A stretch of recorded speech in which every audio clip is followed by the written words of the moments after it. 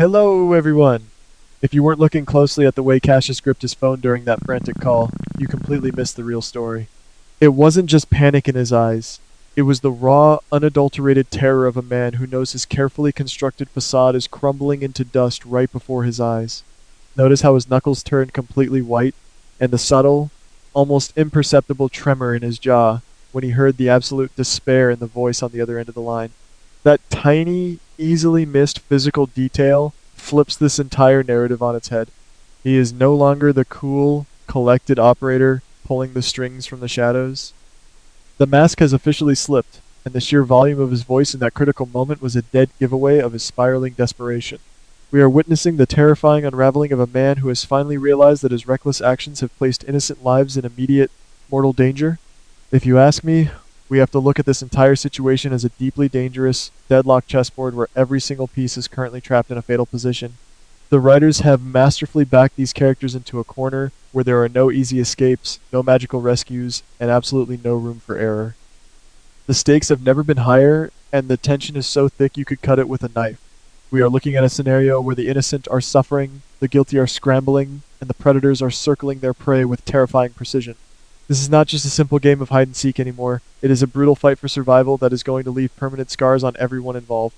Let us start by analyzing the heartbreaking psychological state of young Rocco. This poor boy has been dragged into a nightmare that no child should ever have to endure. He is isolated, terrified, and completely cut off from the safety and security of his normal life. Being on the run is traumatic enough, but relying solely on Britt for protection has placed an unimaginable burden on his young shoulders. He has been forced to grow up far too fast, constantly looking over his shoulder, jumping at every shadow, and living in a perpetual state of high alert. The psychological toll this is taking on him is profound, and we are seeing the cracks in his resilience beginning to show in the most devastating way possible. The absolute peak of this trauma arrives when Britt suddenly collapses, falling unconscious in their gloomy, isolated hideout. This is not just a simple fainting spell. This is the terrifying reality of a severe medical crisis rearing its ugly head at the absolute worst possible moment. We all know the dark cloud that has hovered over Britt regarding her health, and the sudden relapse of her insidious condition changes everything.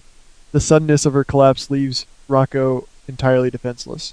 He is forced to watch his fierce, unwavering protector turn into a fragile, helpless victim right before his eyes. The sheer panic that must have washed over that boy is unimaginable.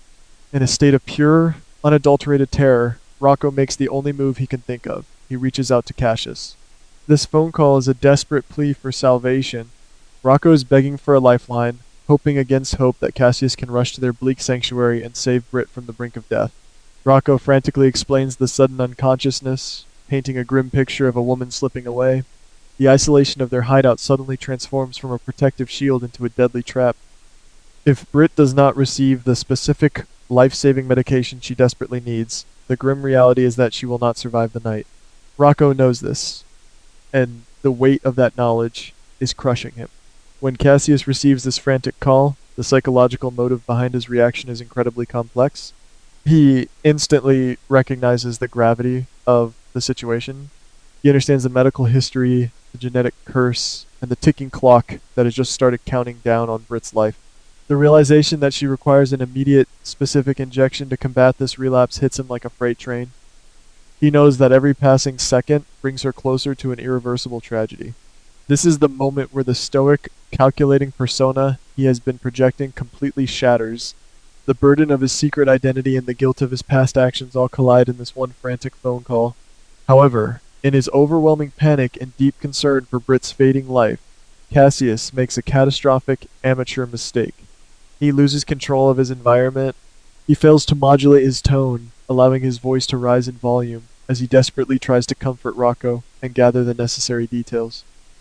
This lapse in judgment is the fatal flaw that sets the entire tragedy into motion. He speaks too loudly, his voice echoing with desperate instructions and, most devastatingly, confirming the exact location of the secret hideout. It is a moment of pure human frailty, but in this dangerous game, frailty is immediately punished. Lurking just out of sight, cloaked in the shadows, is the ever-opportunistic Ross. If you guys have been paying attention to Ross's trajectory, you know that he is a master of the waiting game. He does not rush. He stalks. He listens. He waits for his targets to make a mistake. Overhearing this frantic, loud conversation is the ultimate prize for a predator like Ross. He absorbs every desperate syllable, piecing together the puzzle of Britt's medical crisis and, crucially, locking onto the exact coordinates of their sanctuary.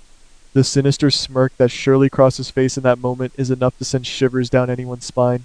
This brings us to the unforeseen fallout of Cassius's momentary lapse in composure. Ross now holds all the cards. He possesses the most dangerous weapon in Port Charles right now, actionable intelligence. He knows that Britt is incapacitated, he knows that Rocco is alone and vulnerable, and he knows exactly where to find them. This is a calculated move on Ross's part. He does not hesitate. He immediately mobilizes, setting a direct course for the hideout. He is not going there to offer medical assistance. He is going there to seize control, to capture, and to exploit this tragic vulnerability for his own dark purposes. Then, the realization of his fatal error hits Cassius almost immediately after the call ends. The sudden silence in the room amplifies the echo of his own loud voice, and the sickening dread washes over him as he realizes he may have been overheard. The shattered trust between him and Rocco is imminent if the boy discovers that his desperate call for help essentially drew a map for the monster hunting them. Cassius knows he has to move faster than he has ever moved in his life. He has to beat the devil to the door. The race against time begins, setting the stage for a violent, desperate confrontation in the shadows of that lonely hideout. This incredibly tense setup forces us to look at the branching paths of the storyline, dividing the potential outcomes into two very distinct, very dangerous possibilities. If we analyze the trajectory of these characters, we have to consider Scenario A, which focuses on the brutal physical reality of two desperate men colliding in a confined space. It looks like the writers are building toward a violent climax where words will no longer matter, and survival will depend entirely on brute force and a willingness to bleed for the people you are trying to protect. In Scenario A, Cassius arrives at the hideout mere seconds behind Ross, leading to an explosive, desperate brawl. Could it be that Cassius, fueled by immense guilt and the desperate need to protect Rocco and the unconscious Britt, throws all caution to the wind? We could see a massive, chaotic physical struggle where Cassius actively uses his own body as a human shield. He knows he is the reason Ross found them, and the psychological weight of that guilt drives him to fight with a reckless, suicidal intensity. He is not fighting to win. He is fighting to buy Rocco enough time to drag Britt away or to administer the life-saving medication. The consequences of Scenario A are incredibly grim. This implies that Cassius could sustain severe, life-threatening injuries during the melee. Ross is a ruthless, calculated fighter, and if Cassius fights with pure emotion rather than strategy, he is going to get hurt. We could see Cassius becoming the ultimate tragic victim, bleeding out on the floor of the hideout while Ross stands victorious.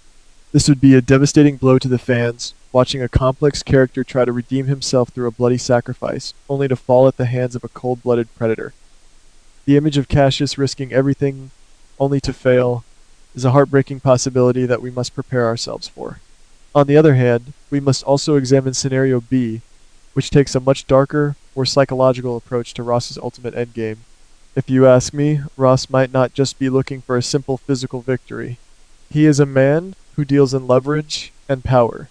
Could it be that the brawl is merely a brief formality before Ross completely overpowers the situation, utilizing a deeply sinister ulterior motive? In this scenario, Ross does not just want to hurt Cassius, he wants to break him entirely by taking the very things Cassius is trying to protect. In Scenario B, it looks like Ross easily subdues a panicked Cassius and immediately takes full control of the hideout. Instead of a prolonged fight, Ross uses the unconscious Britt and the terrified Rocco as immediate hostages. This implies a terrifying expansion of the current captivity storyline.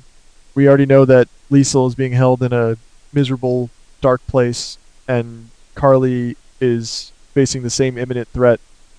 What if Ross's calculated move is to drag Britt, Rocco, and a defeated Cassius into that exact same nightmare?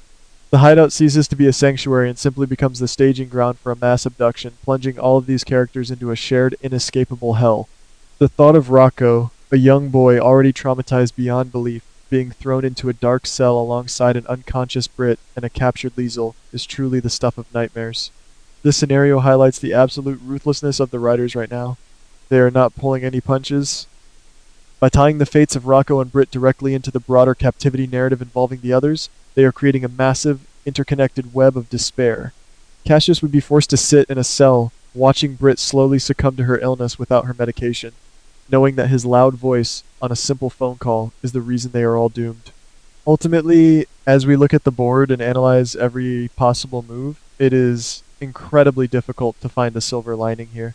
The sudden relapse of Britt's illness has acted as a devastating catalyst, forcing everyone out of hiding and into the direct line of fire. Cassius's moment of human weakness, driven by genuine panic, has inadvertently handed the ultimate advantage to a ruthless enemy. Whether we see a bloody, sacrificial brawl that leaves Cassius broken on the floor, or a chilling hostage situation that drags them all into the depths of captivity, the outcome looks incredibly bleak. I remain deeply skeptical that anyone is going to walk away from this hideout unscathed. The trap has been sprung, the predator is at the door, and the innocent are completely out of time.